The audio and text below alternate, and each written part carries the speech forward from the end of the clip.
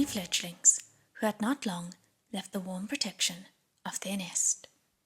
Each was pale with anxiety, yet each solemnly stepped into their possessions as erstwhile protectors of Moor Manor, plastering the hall inside and out with seals. As Ah Tong was carried inside, Lan Sidre wrapped his left hand around the servant's pulse and pushed Lady Moore along with his right, occupied on both sides with bringing his charges out of harm's way. Right in the middle of the sad plight, Ah Tong suddenly rose. Ah Ding gasped, "Ah Tong, you're awake." But before a smile had time to peek onto her face, Ah Tong lifted his left hand and seized his own neck. Upon witnessing this, Lan Sidre struck several of the servant's acupuncture points 3 times. Though the Lan clan appeared to be refined and gentle, Wei Wuxian knew that their arm strength was far from it. Struck like that, anyone would immediately be paralyzed. But it seemed that Ah Tong hadn't gotten the message. His left hand squeezed tighter and tighter, and his expression grew more and more agonized and ferocious. Lan Jingyi attempted to pry the hand off, but it was like trying to pry off iron. The fingers wouldn't move an inch. Not a moment later, a crack sounded. The hand finally released its hold, and Ah Tong's head lolled crookedly from his shoulders. His neck was already broken. He had strangled himself to death in front of everyone. "Ghost," Ah Ding wailed. "There's an invisible ghost here." It made Ah Tong choke himself to death. Her voice was small, shrill, and tragic. Hearing it, the others' hair stood on end, and surprisingly, many began to believe her. Wei Wuxian's thoughts, however, were exactly the opposite. This was no vicious ghost. He had seen the seals that the Lan youths had chosen. They were all spirit-repelling. They had pasted the paper talismans all over the eastern hall, to the point where not even wind could penetrate the barrier that they had created. If a ghost had entered, the talismans would have automatically burst into green flame. But at that moment, the eastern hall saw no movement and heard no sound. The situation had nothing to do with how quickly or slowly these children reacted, and had everything to do with the nature of the savage thing that had been summoned. Cultivators had a very strict classification system for vicious ghosts. If a ghost had killed one person a month for 3 consecutive months, it could already be classified as a vicious ghost. Wei Wuxian had been the one who had come up with these standards, but cultivators most likely still used them. He was a top expert on these types of things, and as he saw it, a ghost which killed once a week already counted as one that killed very frequently. But this thing had killed 3 people in one night already, and the time between the killings was brief. Even a famous cultivator would have had a difficult time devising a method of dealing with it quickly, let alone this group of freshly minted juniors. Wei Wuxian had only just finished this thought when the firelight flickered and a gust of black wind suddenly assaulted them. Each and every one of the lanterns and candles in the courtyard and eastern hall were simultaneously extinguished. The instant darkness descended, a series of screams filled the air, one after the other. Every man, woman, or child began to push and shove one another, flailing, falling, and fleeing.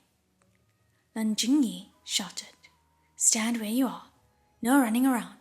We'll catch you if you run." These commands were not spoken merely to frighten. Stirring chaos in the darkness and seizing fish from the muddied black waters was in an evil spirit's nature. The louder the cries and the commotion, the easier it was to unknowingly invite calamity upon one's person. At times like these, those who had lost their companions or their heads put themselves in great peril. How could people whose souls had been frightened right out of their bodies have both heard and listened to Lan Jingyi's words?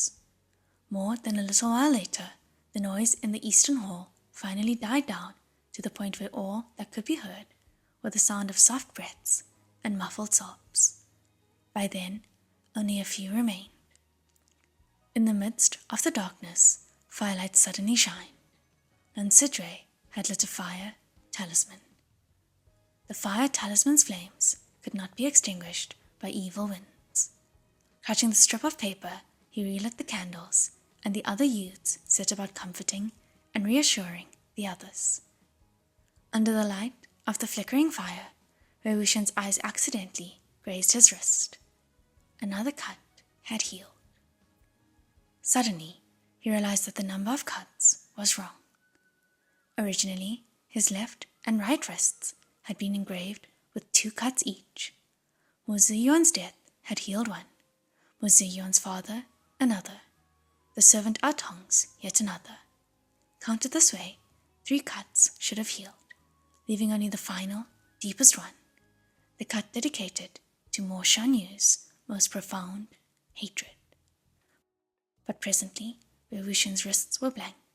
Not a single cut remained. Lady Mo could not possibly be absent from amongst Mo Shanyu's targets, Revushin thought. The longest, deepest wound could only have been left for her. Yet that wound had somehow disappeared. Could Mo Shanyu have suddenly decided to let go of his lust for revenge? Impossible. He had already paid the price for summoning Wei-Wuxian and cast away his soul. The wound would only heal if Lady Mo were dead. His gaze slowly shifted to the recently awoken Lady Mo, around whom a small crowd was clustered. Her whole complexion was ghastly white, like paper, like a corpse. Wei-Wuxian could sense that something had already possessed Lady Mo's body. If it wasn't a spirit, what else could it be? Suddenly, Ah Ding cried. His hand, Ah Tong's left hand. Lansidre moved the seal of flame over Ah Tong's body. His left hand had indeed disappeared. His left hand. Snow-white bright lightning flashed before Wei-Wuxian's eyes. The evil spirit and the vanishing left arms connected themselves in the blinding light. Suddenly, he started to laugh. Irritated, Lan Jingyi said, "Idiot, how could you laugh at a time like this?" But thinking over it, Lan Jingyi remembered that Mo Shanyu had been an idiot long before this, so what was the point of quarreling with him? But Wei-Wuxian grabbed the Lan Junior's sleeve and, shaking his head, said, "No, no." "No what? No, you're not an idiot?" Lan Jingyi asked and snatched his sleeve away, irate. "Stop making trouble. No one has time to pay attention to you." Wei-Wuxian pointed at husband Mo and Atong's bodies. "That isn't them," he said. Lansidre stopped the increasingly angry Lan Jingyi and said, "What do you mean by that isn't them?" Now, wearing a serious expression, Wei-Wuxian said, "This isn't Mo Ziyuan's father, and that isn't Ah Tong." The more serious his expression grew, the more insane his powder-smeared face looked. But said, in the midst of faint firelight, Wei-Wuxian's words sent shivers through all who were present, and everyone's blood ran cold. Why? Terrified, Lansidre's question was almost involuntary, as though continued investigation could keep the horror at bay. Wei-Wuxian said smugly, "The hands. None of them are left-handed. When they beat me, they always used their right hands, so this is something I know very well."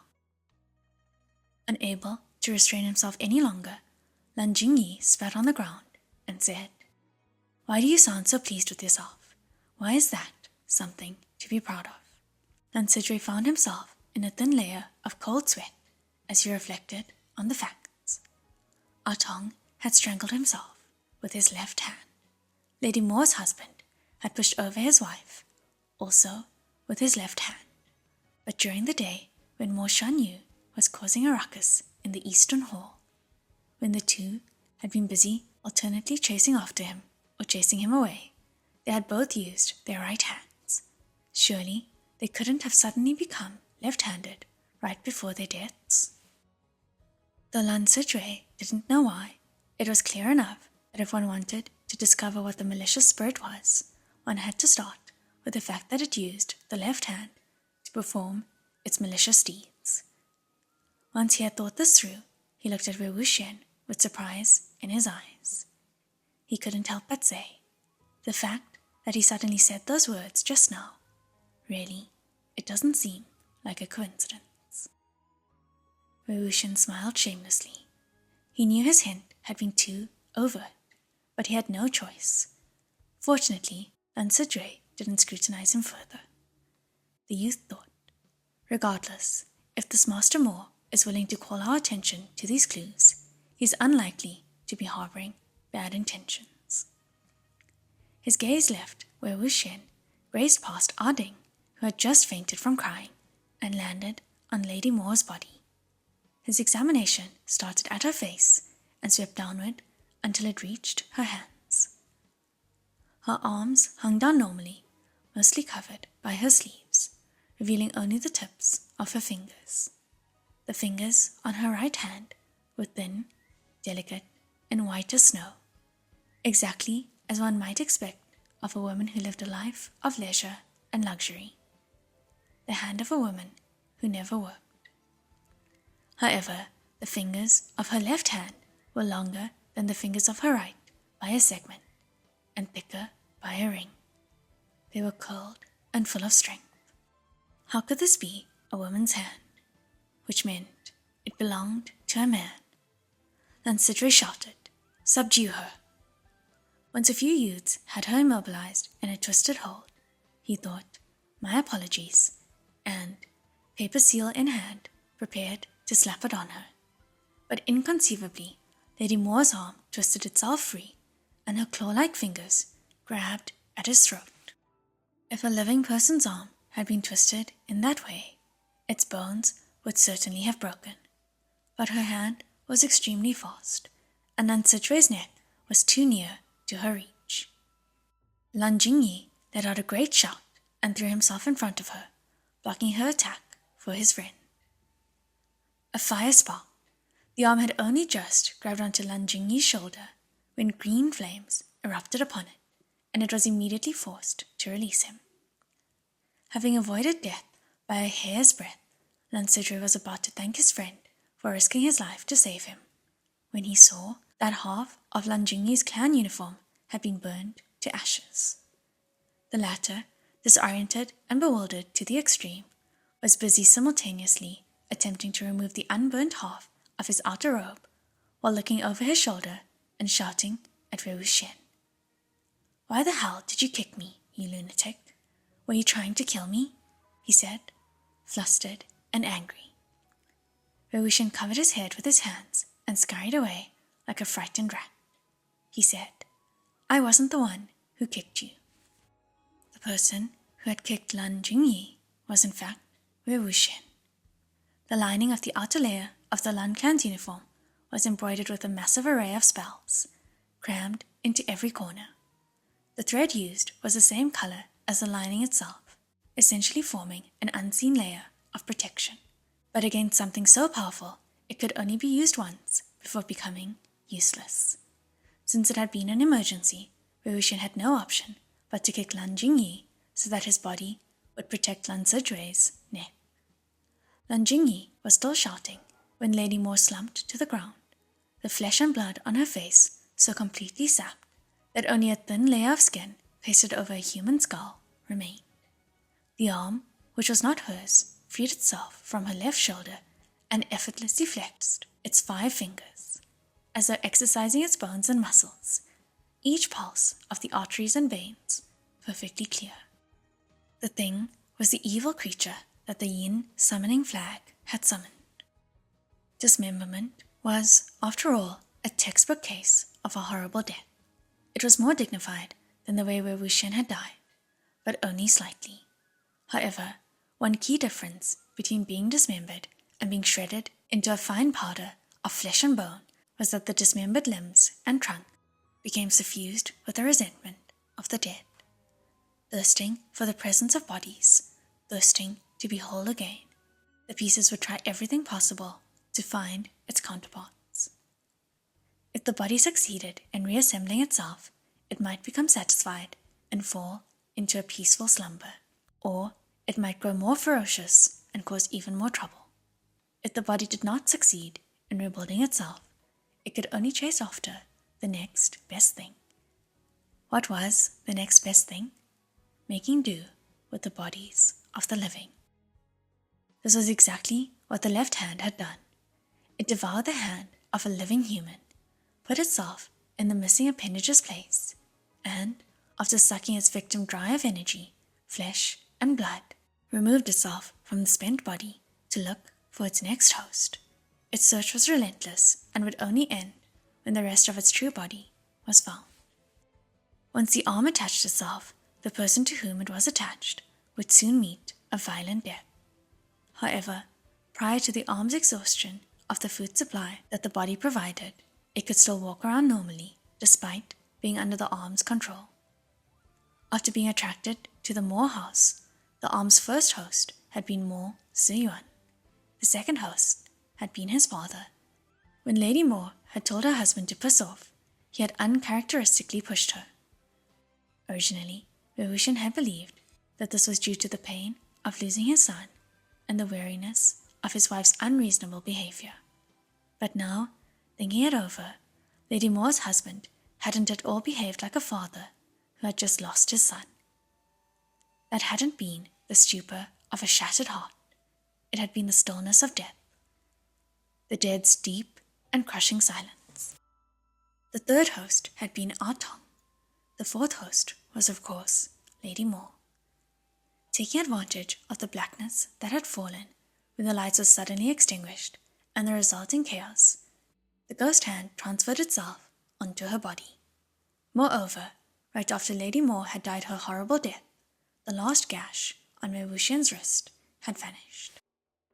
The Lan youths, upon seeing that their seals did nothing and that their clothes did something, all undid their outer robes and threw them at the hand, blanketing it with layers upon layers of white cloth.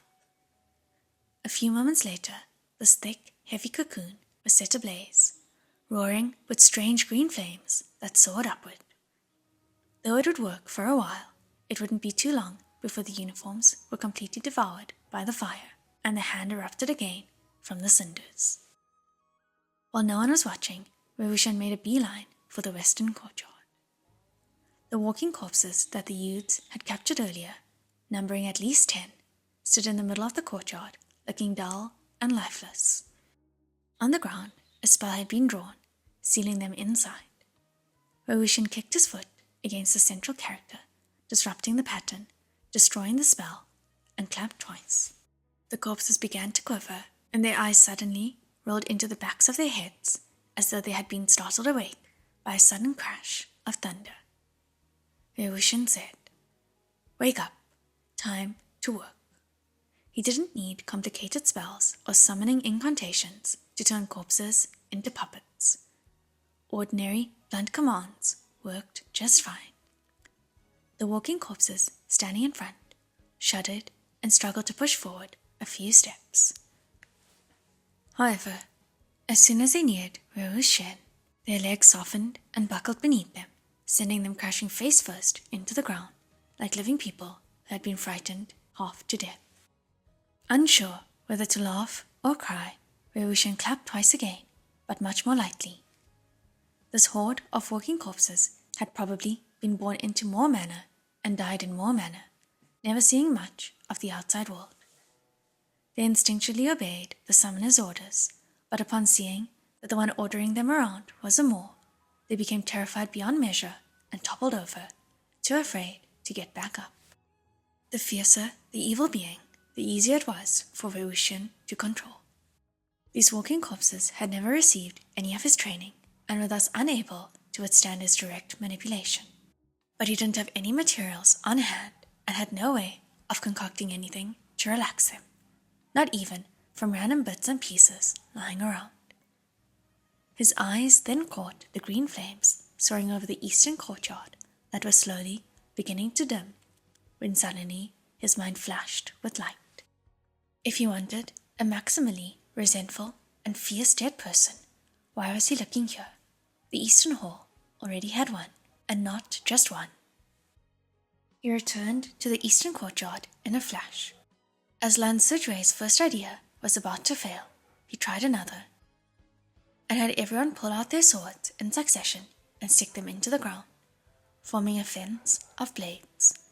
The ghost hand rammed at it chaotically, and in return the Lan youths pressed down on their hilts, sparing no effort to stop it from breaking out. Thus, they were entirely too preoccupied to notice who was entering and leaving. And, one on the left hand, one on the right, lifted Lady Moore and Moore Zion's dead bodies. In a low voice, he urgently said, "Why aren't you awake yet?" As soon as the words left his mouth, their souls returned. An instant later, Lady Moore and Moore Zion's eyes rolled to the back of their heads, their irises replaced with a blank white gaze. The characteristic piercing shrieks of newly revived vicious ghosts tore from their mouths. In the middle of the screeching, one high and one low, another corpse, trembling with fear, also crawled its way up, and in a voice that was as quiet as it could be, joined the chorus with a soft, soft cry. This was Lady Moore's husband. The cries were loud enough, the resentment great enough. Wei-Wuxian was extremely satisfied, and smiling lightly, said, "Do you recognize the hand outside?" Then he commanded, "Tear it apart." The three Moors were like three black winds. They flew out in the blink of an eye. The left hand slammed into a sword one more time, snapping it in half and running out through the newly formed hole. Immediately, the three one-armed corpses rushed toward it. Not only did the three Moors not have the spine to defy Wei-Wuxian's orders, they also possessed an intense hatred for the thing that had killed them, and so struck at it with all of their fury. Of course, there was absolutely no question that the chief attacker was Lady Moore. Female corpses, once turned, frequently exhibited an unusual degree of ferocity. Her hair flew wildly around her, her fingernails grew by several lengths, and the whites of her eyes were stitched through with threads of blood. The corners of her mouth frothed, the bubbles of saliva audible as they popped. Her screeches tore into the sky, so shrill and deafening that they could rip apart ceilings and overturn rooftops. Extremely frenzied and extremely frightful. Mo Ziyuan followed his mother closely, joining her in the biting and tearing, while Lady Moore's husband trailed further behind, covering any gaps in the other two's attacks. The youths, originally strenuously occupied with keeping the hand at bay, were struck down. They had only ever heard of fights between fierce corpses in legends and in books written to entertain the common people. This was their first time seeing such a messy, gory struggle in person, and it left them stupefied, unable to tear their eyes away. All they could think was, how spectacular. The three corpses fought fiercely, but suddenly Mo Ziyuan screamed and ducked away. The hand had torn a chunk of flesh from his abdomen, and his intestines leaked from the wound.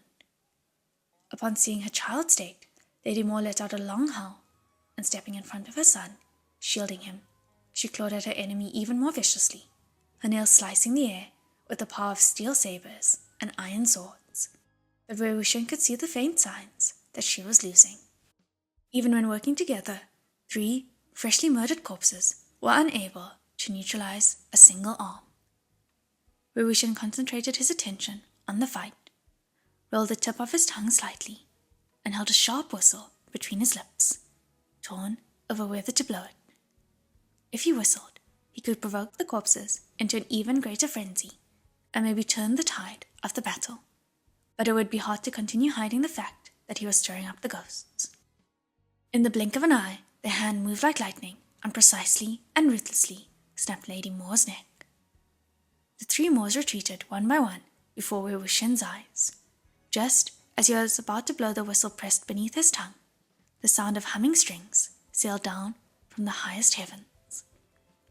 The two notes were plucked with effortless grace, ethereal, clear, bearing the chill winds which swept through pine forests on deep autumnal nights. The dark creatures battling in the courtyard turned rigid upon hearing the sound. In an instant, the faces of the Gusulan youths turned luminous, as though they had all been reborn. Lancidre raised his hand and rubbed his blood-stained face. Suddenly, lifting his head, he joyfully said, Hangwangjun. Right upon hearing the high heaven tuned notes, Wei Wuxian turned around and left. Another string hummed, this time pitched a little higher, cleaving the air and piercing the clouds. The notes a little more somber and desolate. The three fierce corpses shrunk back and covered an ear with their right hand. But the Gusulan clan's shatter note could not be blocked by mere hands. They had only retreated a few steps when quiet cracks and rumbles resounded within their skulls. As the left arm had just experienced a pitched battle, when it heard the string sound once more, it suddenly sagged and wilted upon the ground. Though the fingers still extended and contracted, the arm was still and silent. After a short period of quiet, the mob of youths couldn't stop themselves from breaking out into loud cheers, filled with the wild delight of surviving disaster. Having endured the frights of the soul-shaking night and finally received their clan's rescue, they could hardly care if they were punished for breaching etiquette by causing an uproar and dishonoring their clan's ways. Waving frantically in the direction of the moon, Lancidre suddenly noticed someone was missing. He tugged at Lan Jingyi and said, Where is he? Lan Jingyi, who only cared about celebrating, replied, Who are you talking about? Young Master Mo, Lancidre said. Huh? Why are you looking for that lunatic? Lan Jingyi asked. Who knows? Maybe he was scared I'd hit him and ran off. Lancidre knew that his friend was thoughtless and didn't carefully consider anything, regardless of the situation. But at the same time, he thought there was no good in dwelling on suspicions. It was better to wait until Hangwangjun arrived and report young Master Mo's disappearance, together with everything else. Mo Manor still slumbered peacefully, though whether this peaceful slumber was true or false was still unclear. Even though both the eastern and western courtyard of the Moor's home was covered in the blood and gore of the dueling corpses, no one would climb out of bed at this hour to come see. Even watching real-life drama was something that had to be done with discretion. It was smarter to avoid those which involved sky-filling screams. Wei Wuxian destroyed all evidence, marks, and traces of the bodily sacrifice spell in Mo Shanyu's room at top speed, and then fled the premises. It was already an unfortunate coincidence that the person who had come was someone from the Lan clan. It was a deadly misfortune that that person was Lan Wangji. Amongst all the people he had both dealings with and fought, Lan Wangji was the first on the list. He had to leave now. Frantically looking for some kind of mount, he happened to pass by a yard where, tied to a millstone, a donkey stood, randomly chewing at its lips. When it saw Wei Wuxian, it flew over as though astonished by his appearance, and like a human, looked at him askance. Face to face for only an instant, Wei Wuxian was immediately moved by the slight disdain in its eyes. He grabbed the rope that tied it to the millstone and pulled, but the donkey charged at him, loudly braying its complaint. Wei Wuxian tried everything he could think of to trick or cajole it onto the road. Only as the fish-belly grey dawn swam over the horizon did the donkey finally clatter out.